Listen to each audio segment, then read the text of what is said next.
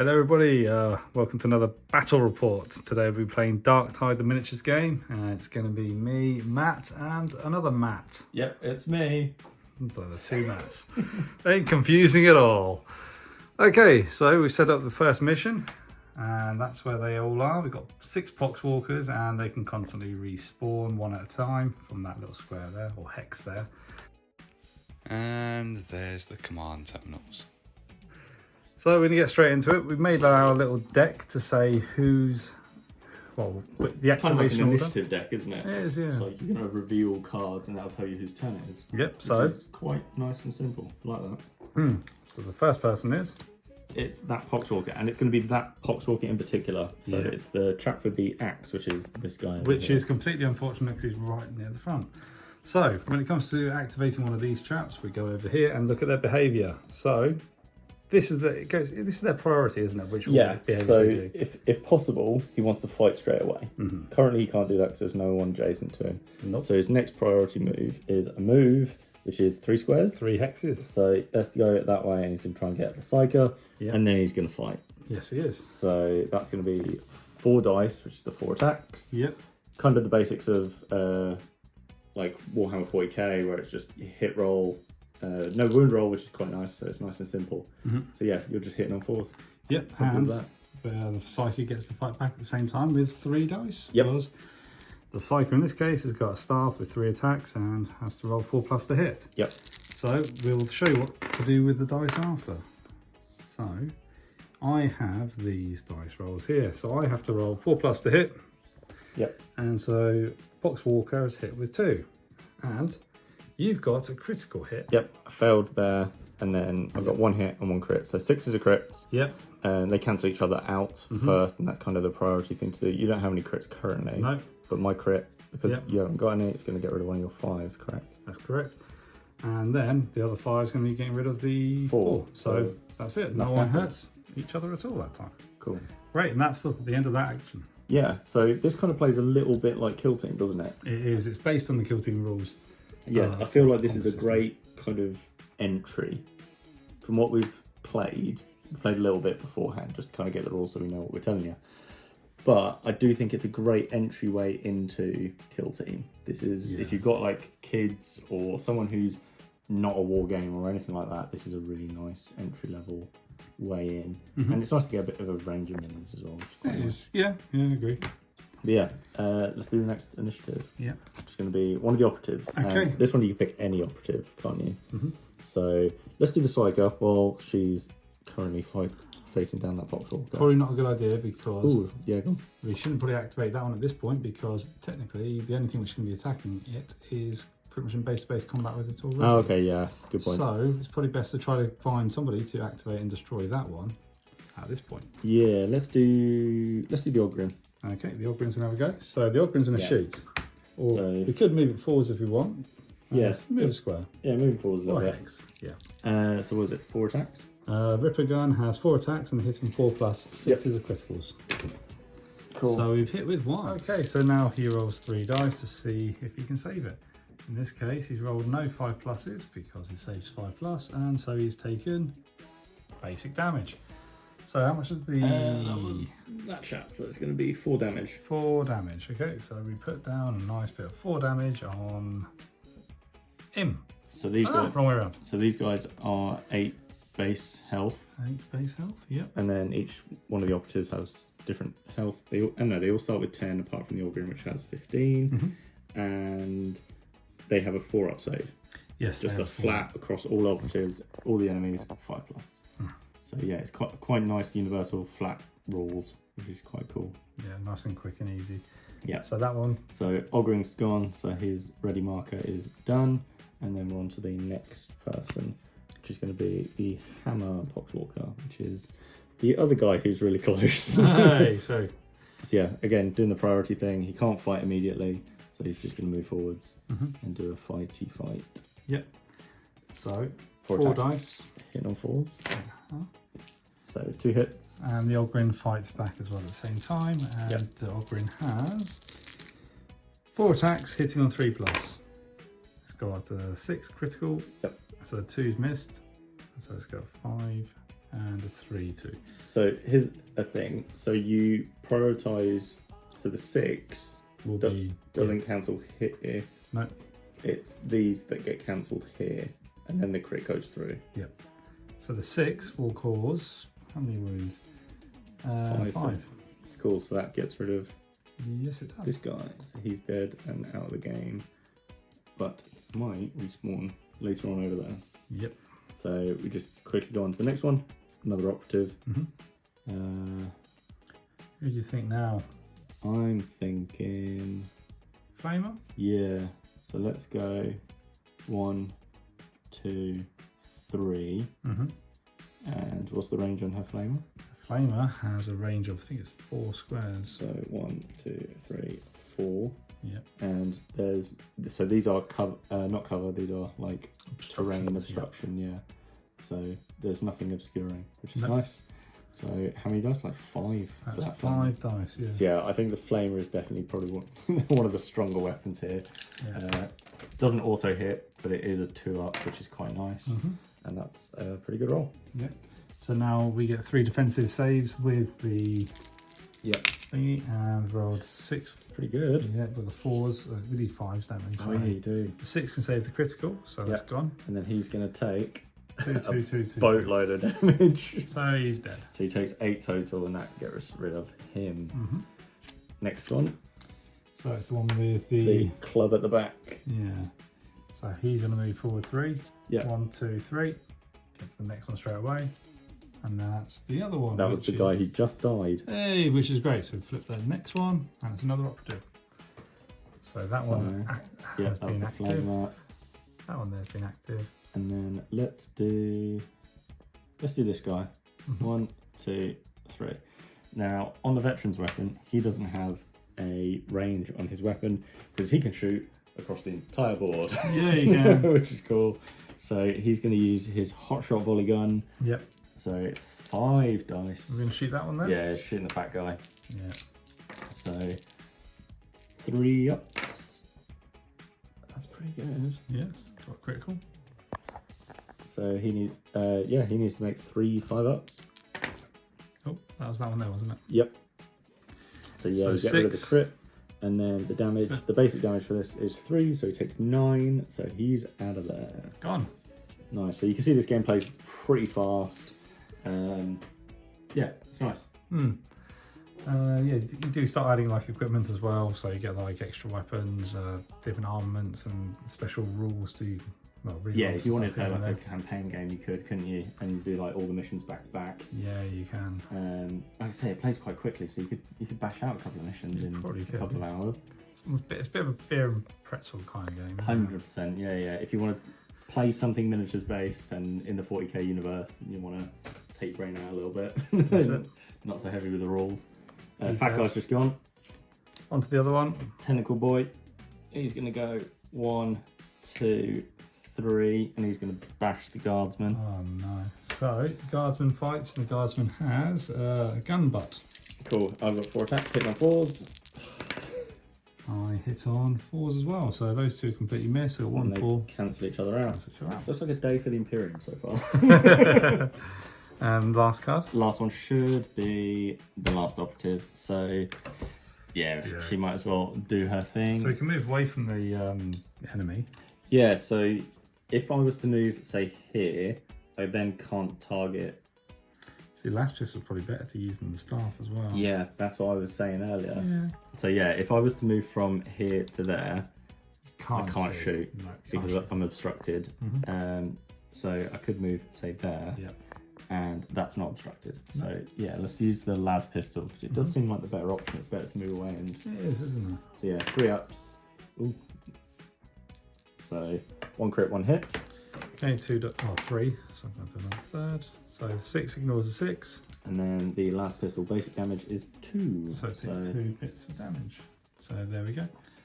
2 bits of damage on that one over there. Cool. And that's it. That's the whole deck gone. Yeah. And now we need to take the dead ones out, which are the hammer guy. Yep.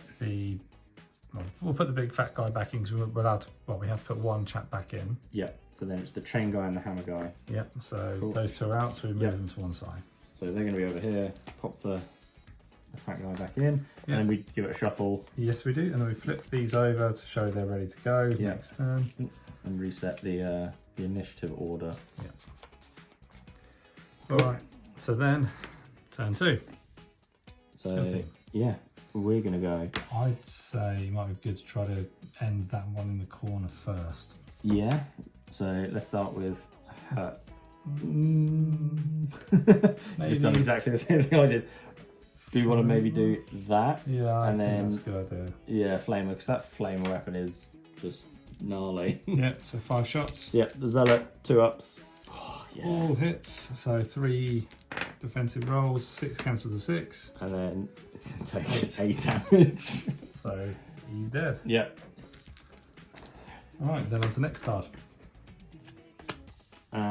Fact at the back, he's just going to go 1, 2, 3. He has. And then next operative. I'll flip that really mark as well. I'd say move the last gun guy back and shoot with the last gun guy. Here's a question. Can you shoot through other models? So if he was to go there and then shoot the fat guy? We can have a little look. So we had a look, and there's nothing that says directly. It just says drawing a line of sight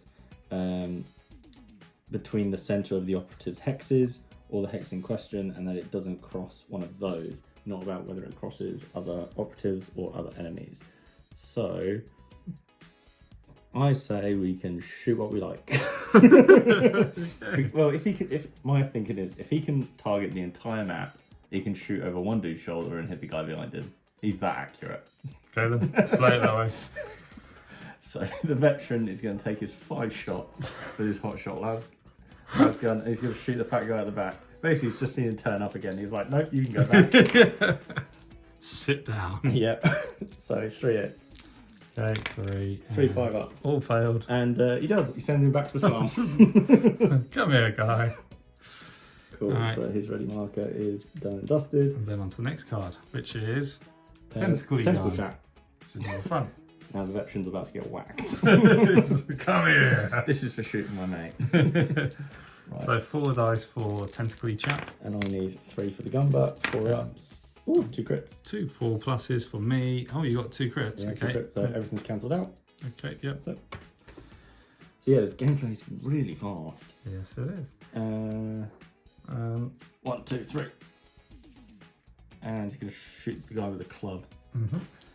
So 4 dice for the Ripper gun. Hits on 4s. 1 hit, 1 crit. 3 dice on 5s. So 1 hit is 4 damage, and the crit is the other number, which is 5 damage. So he takes 9. Yeah, Sends him back to the farm as well. And that's the Psychos go. So you can see the deck makes things very swingy, because this has easily gone the other way and had all the Poxwalkers go.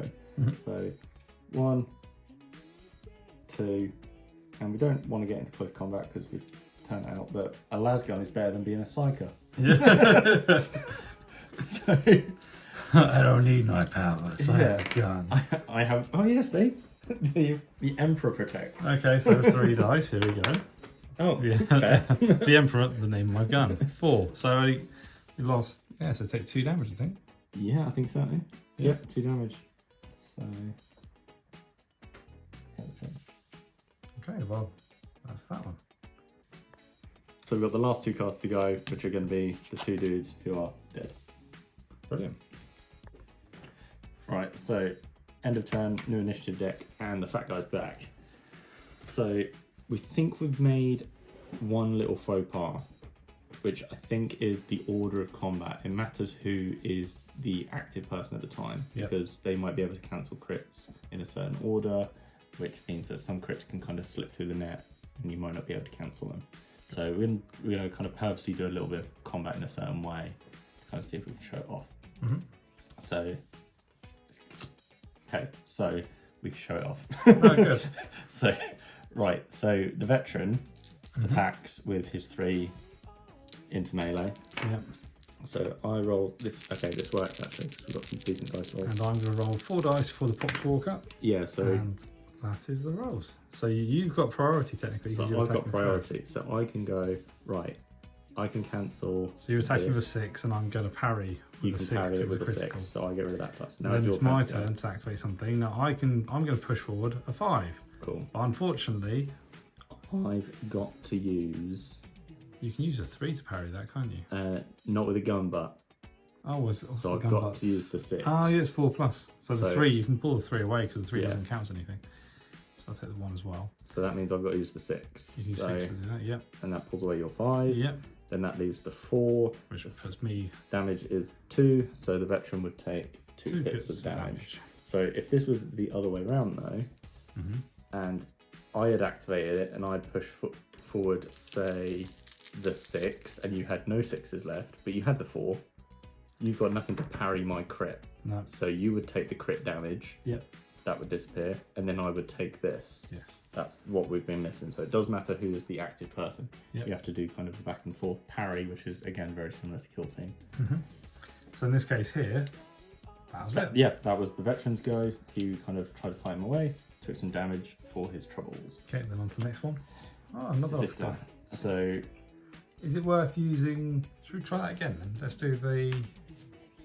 Oh, should we get the? Let's get the Psyker in there. yeah, okay, cool. So we'll go 1, 2, jump her in. I'll flip her token. So she has 3 attacks. Yep. And you can roll for the Poxwalker. Actually, I'll roll for the Poxwalker. You roll for the. Okay, cool. So the Psycho is going to roll 3 4-ups. There's the Poxwalker. So get rid of the misses, and then I've got 2 hits. Okay, I have 2 hits as well. So this is the point where you can kind of do 40k fast rolling. You can see that this is only really going to go one way. I push that forwards, you push that, I push that, you push that. Yeah, That's and it, then job that's done. it. No one gets hurt.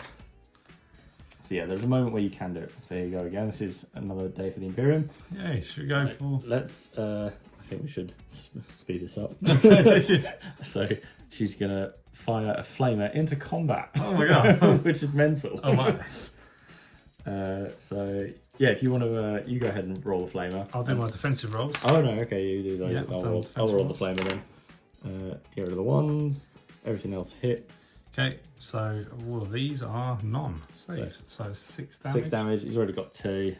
The tentacle guy Dead. is dead and gone. So we've got 1 left. Yep. So we're gonna see what comes up.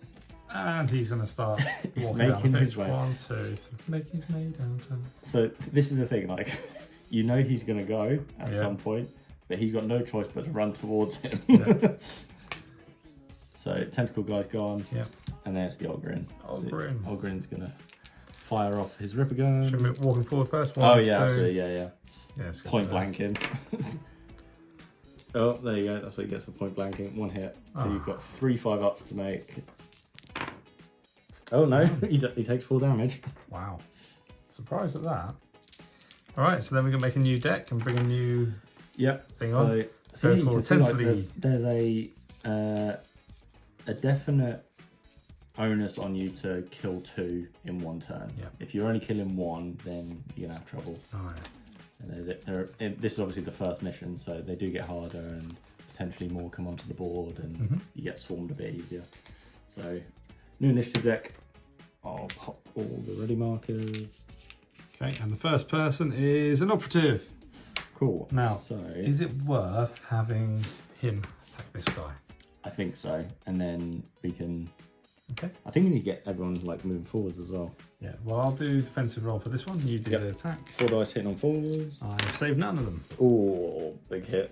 Big hit. So he is smashed. Yeah, so it'd be Gone. 5 for the crit and then 8 for the Yep. other 2 hits. And then next pay. gone. Oh, so Now he's gonna move closer. 1, 2, and 3. And then we're going to have our next operative, which should be the last gun guy. Eventually. The fat guy's Last gun gone. guy. Yeah, let's do the last gun guy. So we'll go 1, 2, 3. And he's going to shoot. Yeah. So 3 defensive rolls. 5 dice hitting on 3s, Nothing. which wasn't great. But that's going to be 6 damage. 6 damage. Oh, okay. So we've got 2 of these little pips. Yep. And then another operative's going to go. So Yep. 1, 2, 3. Flame time. Yep. 3 dice for my defensive rolls. A mighty 5. Oh, blocked one of them. 2 ups. Wow. Yeah, that was he's- good dice rolling. How much damage is that? 2, 6. 4, 6 plus that. So 9. Okay, I can't defend against the critical. No. So dead. Yep, and that's it. Mission objective has been met, and we have completely completed that first mission. Yep, job done. It's nice and easy, nice and quick. Yeah, very quick, very easy. Yeah, but yeah, I think the missions get a little bit more complicated as you go. And the map, I think, you can go a little bit bigger. The map's double-sided. Yeah. And you've got some other kind of facets which come in, which are the like cover. You've got a nice bit of lore and on the background of the campaign. And yeah, you've got like spawning hexes, which tells you where they come. You've got different map sizes. And then, yeah, you get bits of cover as well, which are quite nice. And it means like instead of saving with 3 dice, one of them's automatically a 6. That's which right, is yep. nice. Kind of protects yourself. Yeah, you got like round rules like servo skull. It tells you kind of what to do in your mission objective. Some of them are fairly simple, like this one, and then the others, like I say, the maps get quite big. You got loads of enemies, and yeah, you got enemies which are like gunners and what they call like Mobians. Yeah, so sharpshooters and stuff as well. So it'd be quite good to see how, the veteran stacks up to the more Mobian sharpshooter. So it is, long last is not as good. But Oh, wow. that crit monster though. 6 crit. Wow. That's pretty good. Okay. And then they start getting abilities as well, don't they? Dug in. This operative is not a kill team operative. Sorry, if this operative is not in a kill team operative's line of sight while it's in cover, and 3 or more hexes from it. Wow. And yeah, so you can get extra equipment as you go through the campaign as well. So, for example, in this case here, picked up Auspex. In the battle phase, each time you recreate the activation deck, if this operative is in the kill zone, you draw D3 cards from the deck, look at them, and then return them to the top and or bottom of the deck in an order of your choice. Well, that's good. So you can actually have it so you choose what you're going to be fighting next. Yeah, you know what's coming. So like you've got each mission's made up of a small set of rounds. So mission 1 might be 3 rounds. I think mission 6 is another 3. Yeah, I think they're all 3 rounds actually. It's a bit like Enjoy the Stars in that way, isn't it? Yeah, if you've ever played that, like you can build up like these short campaigns that run 3 missions, but in this case a mission is the campaign and you've got rounds.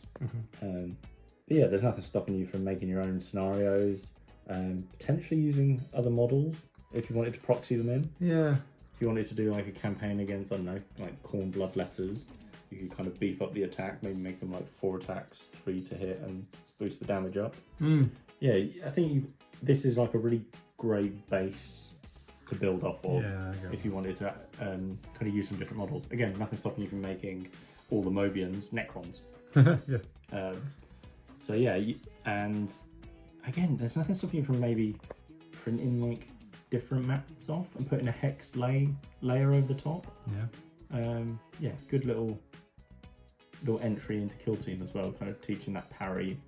Because I know if you jump into Kill Team, it can be a bit. Yeah, I agree intense. there actually. I think this is such a simple thing, especially with the turn activation or initiative board of the deck. I think that's what makes it quite easy and quite fun. So, yeah, I've always liked these kind of styles of decks. If you ever played the Dark Souls board game, that's very similar. That's like bosses have turn orders and you have to memorize their attacks. But yeah, I've always liked these initiative deck style things. So you kind of know what's in there, kind of waiting to figure it out. You might get absolutely shafted and get all the enemies going first, or you luck out and get all your operatives. Yeah, it's got potential to expand on, definitely. You can make this game your own. And one small thing, I do like that all the minis, as normal with GW, come unpainted. Yeah, but like they could have been painted like the box art, like how they're here. Yeah. So if you do want to paint them like the Darktide minis or the models from the game, where they've got that darker, grungier look, you can. You don't have to paint them Imperial Guard Ogren looks like Sloth from the Goonies. It's one of those things where I would like to have actually seen the characters from the game made it into this. Yes. It feels like I was trying to get to that without saying it. I know. Yeah, there's a few things which I think could have been done a little bit better, but like I'm not a massive fan of the boards in The dark edges, yeah. it sort of breaks it up a bit, and it's not needed. Yeah, I would have liked to have seen more variation in the boards, because the boards aren't that interesting. They're not. Like, do you remember the old what's that Overkill? Ooh. Remember Overkill with the Death Watch? Yes. Yeah. I love those boards. I actually purposely went out and bought those boards even without the game. Yeah, that's the thing. We've seen really nice boards. Yeah. So there's no real excuse for them. No, I think, I know. like I say, but again, you could print off your own ones, put a layer over the top of it, and make really nice, interesting boards. You know, like like I say, like Necron glyphs and stuff like that. Yeah. Have like the entrance to a monolith. You know how much I love a monolith. Oh yeah. Thing is, what I was actually hoping for, because we didn't know what it was going to be like. We were hoping for it to be some sort of Warhammer Quest style game. Yeah, you're a big fan of Cursed City and stuff like that, aren't you? I love Cursed City. We have, we're playing through the kids at the moment, and they absolutely just can't get enough of it. Well, again, this is kind of ideal for getting kids into It's kids. definitely good kids. Yeah, it's definitely a good kids entry level game. Yeah, 100%. So, I mean, if you hate yourself and you want to make a really hard scenario, you could apply that kind of mentality. Like I say, make your own scenarios. Yeah. And make them really tough if you're kind of a more hardcore gamer. Yeah. But yeah, I do think it is aimed at that 12 plus mark. Yeah, it's the sort of game you kind of expect to find in game. And yeah, it's almost like a Barnes and Noble style American game, isn't it? Yeah, it's something that's kind of leaned. Like we keep saying, it's just that entry level, isn't it? Yeah. It's where you're not expecting to see. Yeah, it's that more mainstream, direct into the non-Warhammer player. Someone who walks past it and goes, "Oh, I know what a Space Marine is. I've seen Darktide on Steam or wherever." Yeah. And you're going, "Oh, actually, that's a board game. I'll pick it up." Someone who's never painted a mini can sit down, put it on the table, and be like, "Oh, this is my first miniatures game." And all they've got to do is, I don't know, look at a Poxwalker and go, "They're cool." Yeah. Anyway, I can collect an army of these chaps. Yeah. I think it's very. It's just clever marketing, isn't it? Yeah, it's a good place to start. All right, well, thanks for the game, Matt. No, pleasure, always. All right, thanks very much, guys.